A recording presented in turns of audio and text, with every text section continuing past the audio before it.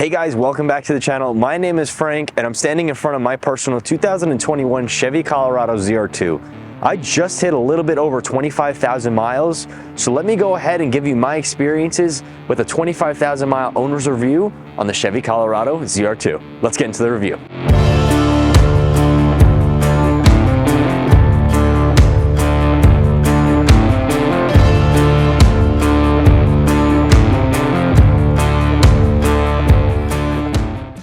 Guys, so you heard that right. I picked this truck up as a factory order in 2021.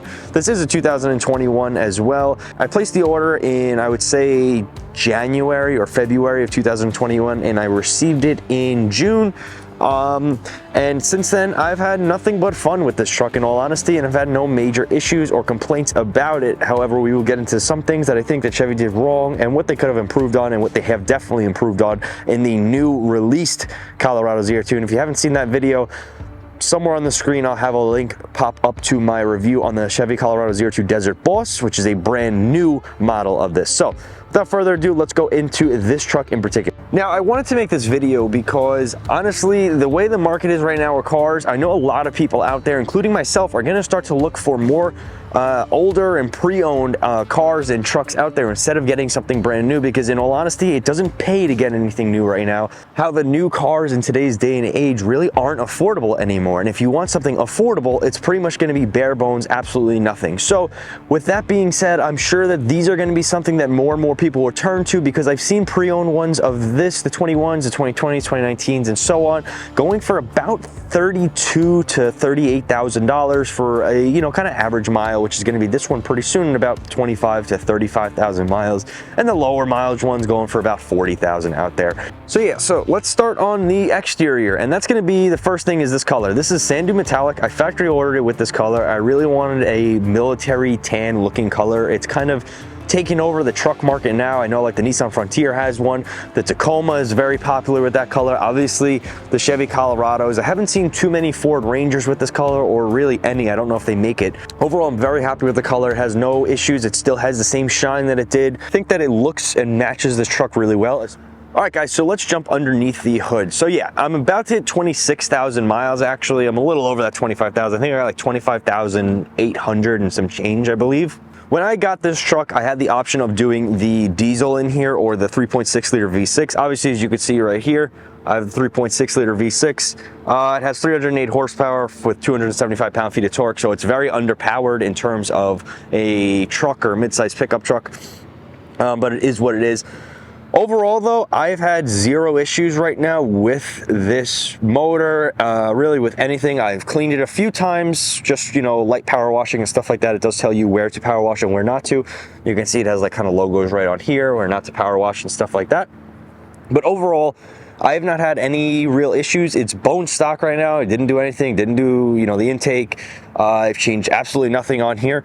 It has its regular oil changes at about every 5,000 miles, I would say. Just about. I do full synthetic as well. So again, have had zero issues with this.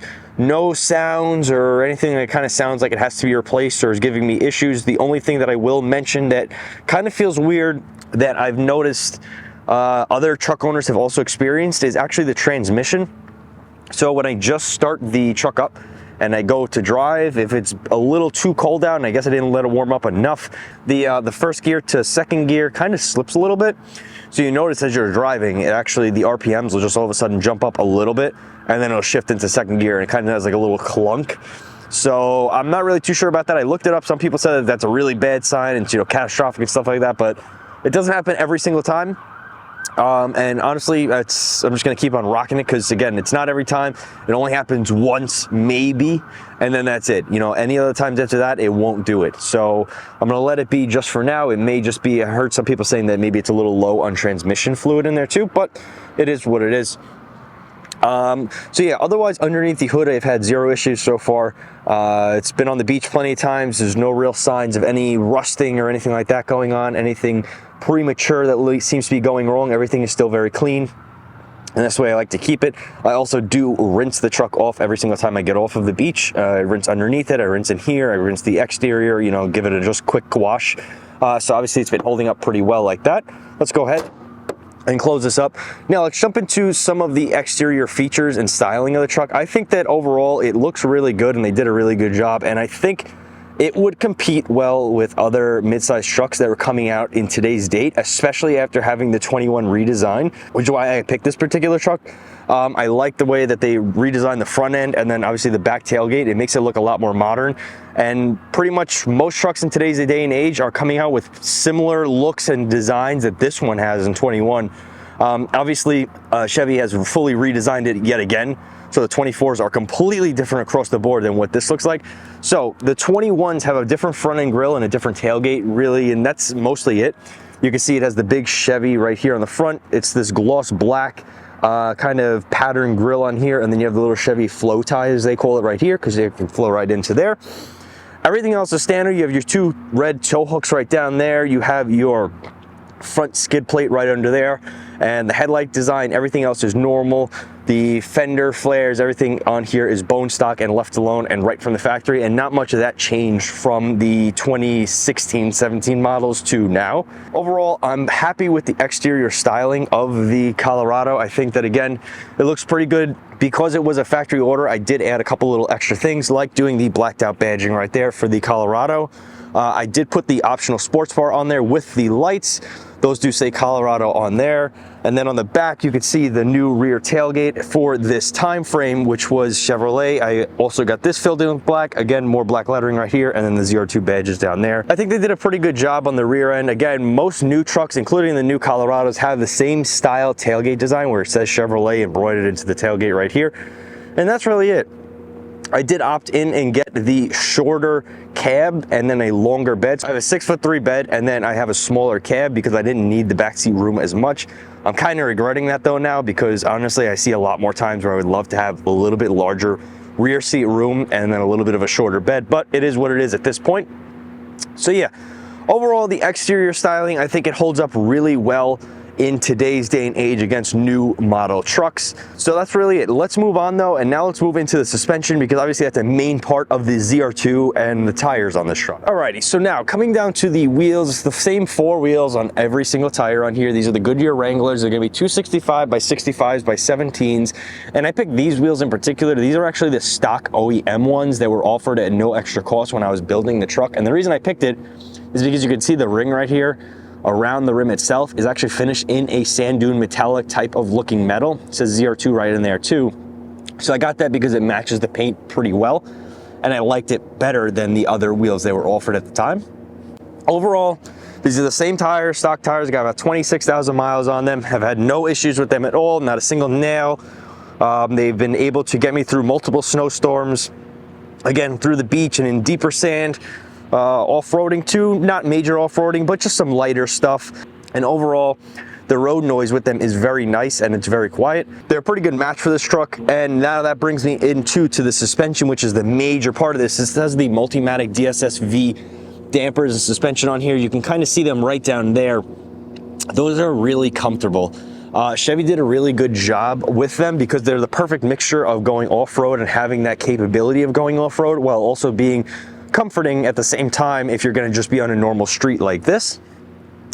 It's the best of both worlds, where you don't have to have a crazy lift and sacrifice comfort. So I think that they did a really good job on using this suspension. The new ones have the same exact suspension as this one does. I have zero complaints about them, have had no issues with them so far either. So again, big plus in my book. And yeah, that's gonna wrap up the exterior of the truck. Honestly, there's not too much going on out here that I would have any complaints about. Let's go ahead now though, and let's jump onto the interior, where I do have a few complaints, which I mentioned in a previous video, but let's go ahead and let's see how the interior has been holding up over the last few years. So before we jump in, I do want to note, obviously this is the 2021. This one has the actual key to start. No matter what trim model you got on the Colorado, it always came with the same key to start and the same original Chevy key fob, which is shared with pretty much every other type of Chevy at this time. It has the remote start, your lock, your unlock, and your panic. When you're entering the Colorado, there is no keyless entry or anything like that. On the newer ones, there is actually a button on here, so you can click the button to lock it or click it to unlock it instead of having to reach into your pocket. It'll sense that the key is close by, but on this one, the only thing you can do is just click the physical button itself or use your key in here. So when unlocking the door, you can see it's honestly not too special and not too much is going on here. It's a very, very standard, basic Chevy interior. And not much has changed, honestly, from like 2015 to like 2022. Across the board, interior has been shared with a lot of other trucks, including the Suburbans, the Tahoes, the Silverados. There's a few things that have changed in the Colorados compared to all those, and vice versa. But one thing that's shared between all of them is the main infotainment screen in the center. If we hop in here, you could see that this is pretty much straight out of a Suburban, Tahoe, Silverado. It's all the same. It looks no different than any other one out there. The button layout is a little bit different, but overall you could see the design is pretty much the same across the board, from the steering wheel, the gauge cluster in here, and then the infotainment area over here. The door is pretty normal. It's got a little bit of plastic trim on here, and then this is finished in leather, and then some more kind of hard plastic up here. Overall though, it's held up pretty well. Over 25,000 miles. There's no real major scuffs or anything breaking. The speakers all work perfectly. I do have the Bose sound system option out in here, and you can see right up here it does say Bose, so I have no issues with that. Otherwise, nothing on the interior is broken or giving me any issues. It just feels dated for 2021, and now with the newer models coming out, this really feels dated compared to other trucks that are coming out. So while the exterior looks great, I feel like the interior is starting to look its age now. But anyway, going ahead and moving on to the gauge cluster, you can see we do have an analog gauge on here too, with a screen in the center. And that screen is actually a little bit different than the 2020s and 2019s. The colors are a little bit different, the fonts. And that's really it. Otherwise, it's pretty similar across the board to the previous generation Colorado ZR2. So we'll go ahead, come right down here, give this a start. As you can see, it starts right up, and there we are. We're at 25,882 miles. So yeah, so that's really it. A couple of the menu options that you could see right in here is you do have these kind of information pages right here. If you scroll up to the very top, you can see it has your miles per hour and what the speed limit's going to be around here. Your trips on here, your fuel range, oil life, your tire pressure, your fuel economy, your average speed, your timer, your battery voltage, oil pressure, engine hours, transmission fluid, trailer brake, and then your off-road mode right here at the bottom. So it shows you your steering angle right now. So you can see we just turned it back around now. Now we're at 0. We're in two-wheel drive mode, and then you do have your angles of departure on the left and right. You can see how much of an angle your truck is on right now. We'll go back up to the top, and one thing I do want to touch on with this truck is the fuel economy. You can see right now I'm averaging about 15.9 miles per gallon, and that's honestly just the average across the board. I do a little mixture of highway and normal city driving, so that's why it sits at about this. This truck is not good on gas at all, even for a V6, so it is what it is. And you can see on the left right there, you can see it does say V6 right up there. The steering wheel on here is very similar, if not the complete same. You have a heated steering wheel button right here. The leather still feels good, but it's definitely showing a little bit of wear on here. If you look at it kind of closely, you could start to see little wear areas. Nothing too crazy though. Again, it's not too many miles yet, but you're definitely able to start seeing some cracking and just some different wear marks on the steering wheel, just from obviously all of the use that it's been getting. The overall dashboard has no issues. It's like a hard plastic, so there's no issues with this cracking over time. Overall though, that still feels pretty clean and looks clean. The infotainment screen itself is still as responsive as it was when it came out, when I just picked it up from the dealership. All the buttons work perfectly, everything here works perfectly, and all of the four-wheel drive mechanics, the differential lockers and everything like that work as intended as well. This one does have heated seats in two different areas for the driver and the passenger, and those both work and function perfectly as well, along with the little cubby storage area right here. Don't mind my little mess there, I'm sorry. Overall, the gear selector too, wrapped in leather. The top of that, the leather is starting to show some wear as well. And the boot is also starting to show a little bit of wear and some cracking and crackling in here too. This is a much softer type of leather material. It feels very thin and a little cheap, but it is what it is. This plastic is my bane of an existence right here. I try so hard to not, scratch it up, but no matter what I do, it gets little scratches all over. That's just a little piece of dirt, but over here you could see right there. It's got scratches on here. It's got some scratches up on here. The cup holder rubber itself, you can see, has some wear on it now. So this is obviously a very heavily used area, but it's definitely showing its age now with more and more scratches appearing on here. And it's so easy to scratch, unfortunately, too. Just behind that is the wireless phone charger, which does work. But again, this is a 21, so this does not fit my phone. I have the iPhone Pro 14. So that is way too big. That doesn't fit in here. The 13 doesn't fit in here. The 12 or the 11 either barely fit in here.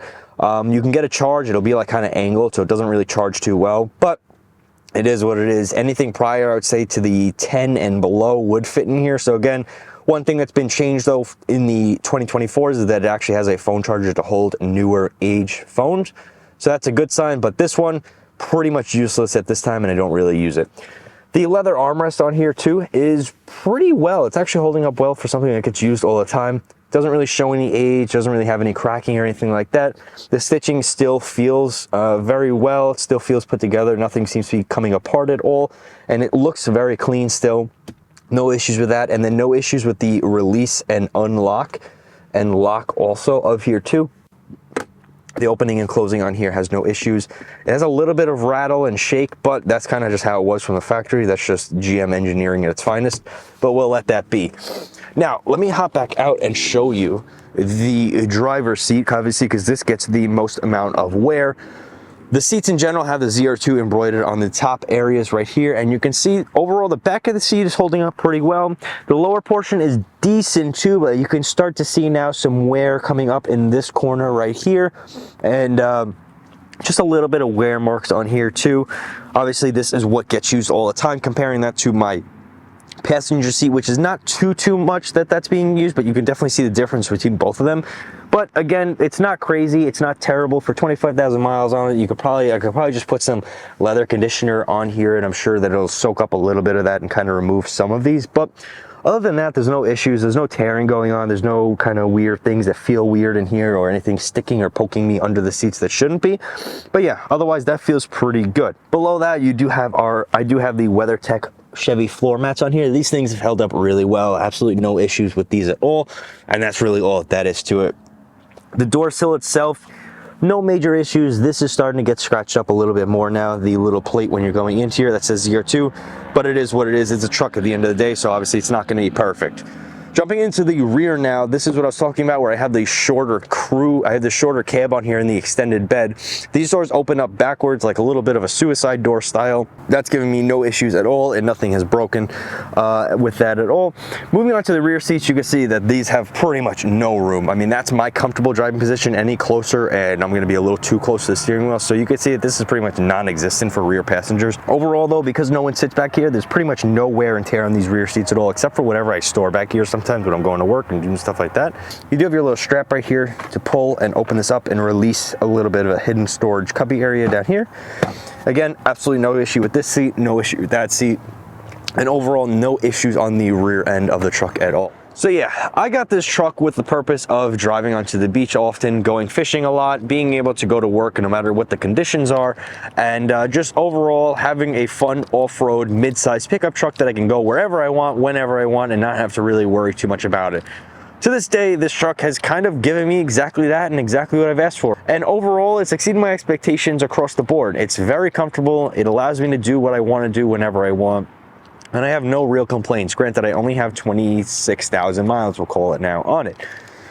It just begs the question, do you yourself need a Colorado ZR2? There's plenty of other options out there for Colorados and mid-sized pickup trucks. Do you need one that has a factory lift with the all-terrain tires, the skid plates, the cutouts on the front bumper, and everything like that?